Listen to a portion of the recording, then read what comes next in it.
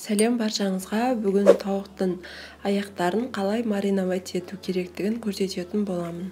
Бірінші тауықтың аяқтарына тұзымызды сеуіп аламыз және қара бұрышымызды сеуеміз. Майонез маған қанша кеткенін осы видеоның астында жазып қалдыратын боламын. Және кетчуп немесе томат салуға да болады.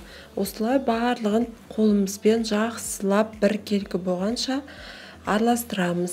Барлық жеріне тиіп тұру керек. Сол кезде тауықтарыңыз өте дәмді болып шығады. Міндетті түрде жарты сағатқа қойып қойыңыздар. Сол кезде тауықтарыңыздың әдемі болып қызарып шығатын болады. Табамыздың астына пергамент бумагасын міндетті түрде төсеп алыңыздар. Себебі астына жабысып қалатын болады. Барлығын осылай реттеп қойып аламыз және алдын ала пешімізді қыздырып қоямыз. 220 градусқа қойып 45 минуттай пісіріп аламыз. Міне тауықтың аяқтары пісті. Енді фольгамен орап қоятын боламыз.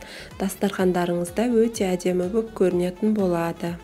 Сіздермен болған Зарина. Маған тіркелуді ұмытпаңыздар. Рахмет.